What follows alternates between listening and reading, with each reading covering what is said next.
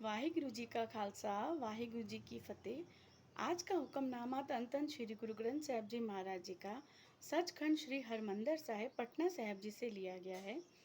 गुरु जी फरमान करते हैं, राग सूही छंत महल्ला पंजवा कर तीजा। एक ओंकार सतगुरु प्रसाद, तू ठाकुरो रतन बैराग रो। मैं जे ही घण चेरी राम, तू सागरो रतनागरो। हूँ सार ना जाना तेरी राम, तू सागरो रतनागरो। हूँ सार ना जाना तेरी राम। अंग 779। यहाँ पे गुरु फरमान करते हैं, हे प्रभु, तू सबका मालिक है, स्वामी है, बैराग वाला है।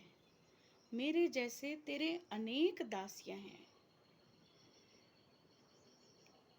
जैसे कि गुरबाणी में कहते हैं कि तेरे जे मैनू लख ने, तेरे जे मैनू एक है, मेरे जे तैनू लख ने। तू रत्नागर समुद्र है, रत्नों की खान है, पर मैं तेरी कद्र नहीं जान पाई, तेरी महानता को नहीं जान पाई। तू इतना गुणी है, इतना देने वाला है। अगर कोई मनुष्य किसी को कोई चीज़ देता है तो 10 बारी सोचता है उसके बारे में कि कितना दूं, कैसे दूं, थोड़ा कम दे दूं, या जो चीज़ मुझे नहीं चाहिए वो चीज़ दूं। और परमात्मा तो हमें कभी देते हुए थकता ही नहीं है, ना कभी सोचता है, ना कभी हमारी पात्रता देखता है कि कैसे चीज़ देनी है, किसको दे रहा हूँ, क्या दे रहा हूँ, कितना दे रहा हूँ। बस देता ही रहता है, दातार है। यहाँ गुरु एक छोटा सा एग्जाम्पल देते हैं। एक बूढ़ा आदमी हॉस्पिटल में से काफ़ी दिनों से बीमार चल रहा था। तो जैसे ही वो स्वस्थ हुआ, वहाँ से डिस्चार्ज हुआ। लगभग 93 ईयर्स 93 साल की उम्र थी उसकी। तो वो जैसे ही डिस्चार्ज हुआ वहाँ से, तो वहाँ के डॉक्टरों ने वहाँ का बिल ला के दिया। बिल वो कह रहे थे कि पूरा आपका पेड हो चुका है, सिर्फ एक चीज़ रहती थी जिसमें $500 कुछ ऐसे रहती थी पेमेंट, जो लास्ट में आपको ऑक्सीजन लगाई गई जो, वो आपको उसकी पेमेंट करनी पड़ेगी। तो जब उन्होंने पेमेंट बताई तो वो उदास से हो गए, बहुत रोने लगे। तो डॉक्टरों ने बोला कि अगर आप पेमेंट देने में असमर्थ हैं, अगर नहीं दे सकते आप, तो कोई बात नहीं, आप रहने दीजिए। तो क्योंकि आप बुज़ुर्ग हैं, अकेले हैं, तो हम इतना कर सकते हैं आपके लिए कि आप रहने दीजिए, ये पेमेंट मत दीजिए। तो बुज़ुर्ग ने कहा, नहीं, पेमेंट है मेरे पास, मैं दे सकता हूँ, सामर्थ्य रखता हूँ। मुझे रोना इस बात में आया, जब उन्होंने अपना जवाब बताया तो वहाँ पे खड़ी सारी नर्स और डॉक्टर सबकी आंखें भर आईं। उन्होंने कहा, मुझे रोना इस बात में आया कि आज 83 साल की मेरी उम्र हो गई है, अभी तक का मैंने जितने भी श्वास लिए हैं, 83 साल से मैं जो श्वास ले रहा हूँ, भगवान ने कभी भी, परमात्मा ने मेरे से उन श्वासों का हिसाब नहीं मांगा।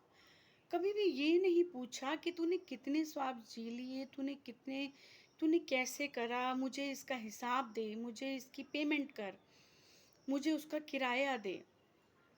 और आज थोड़ी देर के लिए हमने ऑक्सीजन अगर ले ली मैंने, तो मुझे आज उसकी पेमेंट देनी पड़ रही है, उसका भुगतान करना पड़ रहा है। तो उस परमात्मा का मैंने कभी शुक्र ही नहीं करा, कभी धन्यवाद ही नहीं करा, जिसने मुझे फ्री में सब कुछ दिया। इतने सालों से मुझे जो ये श्वास दी उन्होंने, एक दिन के हम 24,000 श्वास लेते हैं। उन्होंने हिसाब लगाया कि एक दिन के हम 24,000 श्वास अगर लेते हैं, तो 93 साल की मेरी जो उम्र है, 93 ईयर्स की उम्र है, तो आज तक का मेरा कितना हिसाब हो गया, कितनी श्वास ले ली मैंने। पर मैंने एक बार भी उस परमात्मा का धन्यवाद नहीं करा, ग्रेटिट्यूड नहीं दिया, शुक्राना नहीं करा, थैंक्स नहीं करा कि परमात्मा मुझे फ्री में सब कुछ दे रहे हैं। तो उसको इस चीज़ में बहुत ही दुख हुआ अपने ऊपर, और उसने परमात्मा को धन्यवाद करा कि परमात्मा, आप बहुत अच्छे हो। आपने सब कुछ दिया मुझे, मैंने ही कदर नहीं डाली। आप सब कुछ देते हो बिना किसी की मतलब पात्रता देख के, कैपेबिलिटी देख के, जो जैसा है उसके कर्मों का, अच्छा है, बुरा है, गलत कर रहा है, पापी है, पुण्य है, आप बिना किसी को देखे आप सिर्फ देते रहते हो, दातार हो। उसने बहुत थैंक्स करा गॉड का। गुरु कहते हैं कि हम भी अपने जीवन को टटोलें और देखें कि कैसे हमें परमात्मा ने सब कुछ दिया है। जो हमारे पास नहीं होता, हम उसके लिए उनको शिकवे गिले शिकवे करते हैं। पर जो चीज़ परमात्मा ने हमें फ्री में सब कुछ दी है, जो प्रकृति हमें फ्री में सब कुछ दे रही है, हमने कभी ग्रेटिट्यूड नहीं करा, कभी शुक्राना नहीं करा प्रकृति का, कभी थैंक्स नहीं करा। तो धन धन श्री गुरु ग्रंथ साहिब जी महाराज जो हमें इतनी अच्छी बात बताते हैं कि हम कितने, अगर परमात्मा अगर हिसाब किताब करने बैठ जाए, अगर अपना बही खाता खोल के बैठ जाए, तो हम तो उसके बहुत देनदार होंगे, हमें तो बहुत देना होगा उसका। पर वो फ्री में सब कुछ हमें दे रहा है। ये सही समझ हमें धन धन श्री गुरु ग्रंथ साहिब जी महाराज दे रहे हैं, उनका बहुत शुक्राना है। वाहिगुरु जी का खालसा, वाहिगुरु जी की फतेह।